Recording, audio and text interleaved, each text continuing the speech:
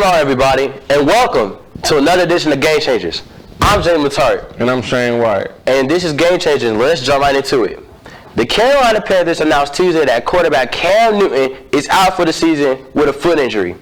Newton suffered the season-ending injury during the preseason of this year and aggravated more in the Week 2 loss against the Tampa Bay Buccaneers. Backup quarterback Kyle Allen has been impressive with the Panthers, going on a 5-1 record and pushing them to a second place in the NFC South. So Shane, should the Panthers keep or trade Cam Newton despite Kyle Allen's performance this year? Cam Newton, NFL MVP, led him to the Super Bowl, 15-1. Right. The Cam Newton, he still has a lot of game in him. He just has to be healthy. Right. That's what I feel. Cam Newton just has to be healthy. Because Kyle Allen's doing a great job with that team. Right. Not only that, the defense as well. The Carolina Panthers, they lead the league in sacks with 34 sacks. Mm-hmm. So I feel like everything is just like a well-oiled machine. Right. But do you think when Newton comes back, is that going to affect their success with Kyle Allen being the success right now with the team, or? No, because at the end of the day, Cam Newton is the starting quarterback, and Kyle Allen is a backup, man. As a backup, he's doing his job. I mean, I personally feel like the well-oiled machine is with Kyle Allen. I feel like with Cam Newton's style of play of being a dual-threat quarterback, him taking all those hits at age 30, your body starts to deteriorate and it starts to tear and stuff. Yeah, so I feel like his style of play should be with another team. I feel like if he goes to the Chargers, for example, the Chargers, Phillip Rivers' father time is coming to him. Mm-hmm. He retires and they're in need of a quarterback. If they trade him to the Chargers, that would be. I feel like that would be a great fit for him because one, you got Melvin Ingram, for example, being in that play style with him. That would be great for him to go there. If they do keep him, great. Same with you. I'm agreeing with your point, but I mean, keep him healthy.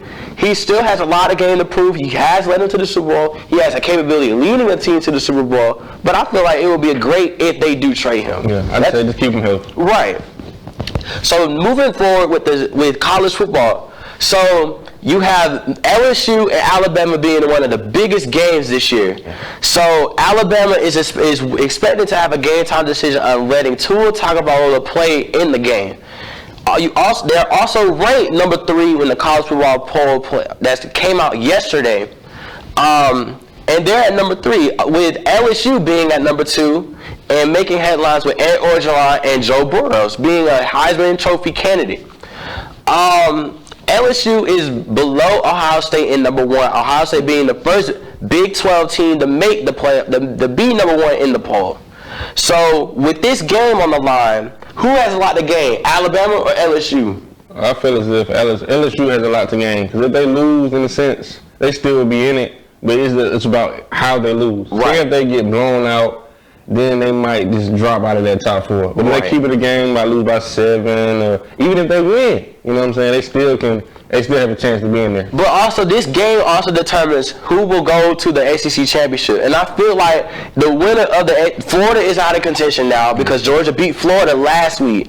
So the winner of this game will more likely play Georgia, and whoever will beat Georgia in the ACC championship will have a spot in the playoff. Georgia's fate is determined if they beat Missouri. Missouri is one of the good teams with Clemson transfer quarterback Kelly Bryant coming in, and I feel like, yes, Georgia has a chance to make the playoff, but also, with answering this question right here, I feel like Alabama has a lot to lose because if Tua doesn't come back, LSU has a chance to beat Alabama with Joe Burrow playing the way that he's playing. Yeah. But let's not get us confused, though. Alabama's defense, you still have to play Alabama and that's defense. The only thing. They're one of the top defenses in college football right now. Yeah. Joe Burrow is like, he leads the school record in touchdown passes and passing yards. He has a brilliant season. I feel like it's going to be a close game. I have LSU winning by 3. Oof, LSU by 3. I have LSU by 3. I still have Alabama winning with Tua. If Tua's playing, Alabama's going to win because LSU does this every year, man. Right. Every year. It's a defense. I don't want to see no 9-6 game. I don't want to see. I want to see some touchdowns, some sacks. I want to see some exciting action in this game. Offense by right. But this game will determine who will make the playoff first. Who will actually be number 1? In my honest opinion. But still, you still have to have Ohio State play Penn State. And then Penn State, I feel like, deserves to be in the playoff because They beat Iowa on the road. Okay. They beat Iowa on the road, and they beat Michigan. The poll is doing this because they're trying to like not have nobody that doesn't belong from last year. Because last year they had Notre Dame in there, right?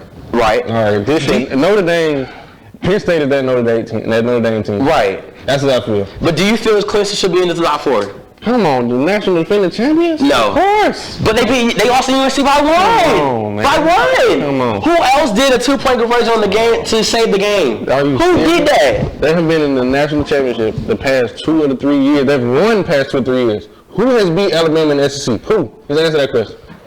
Nobody. I mean, LSU could be the team this year to do it. Could be. Nobody has done it. Everybody's scared of Alabama. We will see. Do it every year. We will see. So now moving on to the NBA. So now the NBA has skyrocketed since they came back a month ago.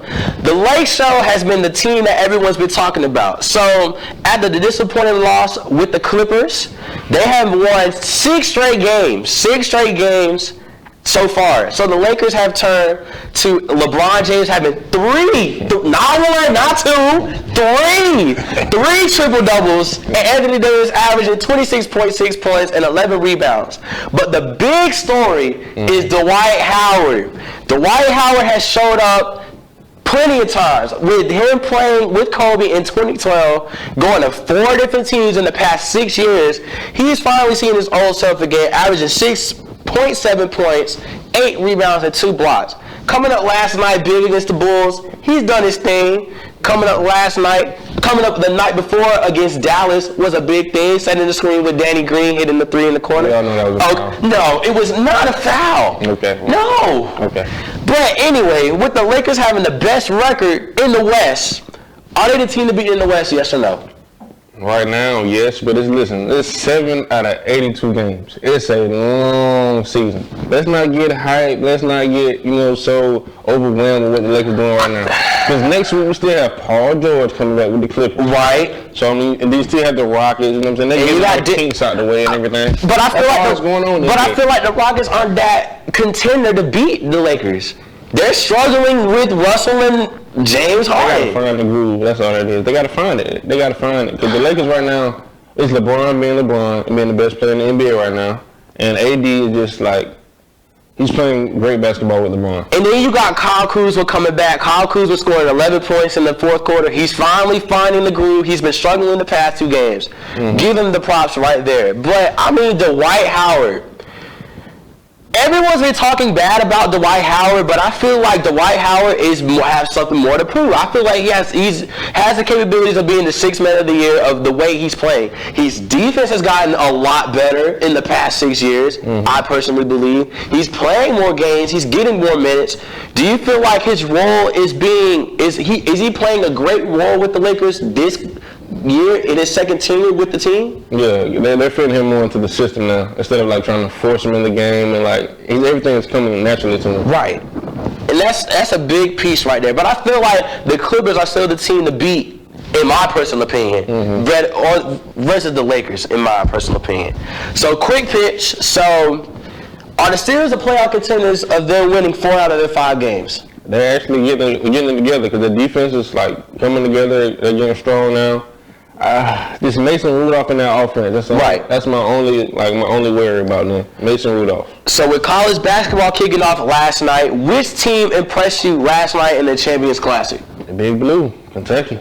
They did it with that freshman, man. He's a baller. That Maxey dude is good. He's a baller. He's legit. I've seen him play last night. He is legit. He's a baller. Now, mind you, Kansas and Duke. That game was atrocious. I didn't understand it. What? That was one of the worst games. 30 turnovers? 18 turnovers in the first half, and you lose by 2. That's crazy. That was getting the first game kicked. That's crazy. That's what that was. Marcus, I feel like Marquette is actually I feel like they should be ranked. I feel like they should be ranked. Oh, okay. All right. That's just my opinion. Marcus Howard, I thought Marcus Howard would go into the league, but for him to stay with Marquette, great decision. Yeah. UNC, I'm going to say this. People don't give credit to Roy Williams on his recruiting. I feel like people are giving more credit to Michigan State, Kentucky, Duke, Kansas, Memphis, which they beat South Carolina State. I mean, you got James White, but going back to UNC, you got the number 3 player in the country, Cole Anthony, and you got Armando Bacot, big man that can play. They haven't had a big man since Cam Johnson played there. How far do you think they can make it in the ACC? Now, with the contention of Louisville being ranked as well. They make it as far as Cole Anthony takes them. That's what I feel. Because Cole Anthony kind of reminds me of Kobe White, a little bit better.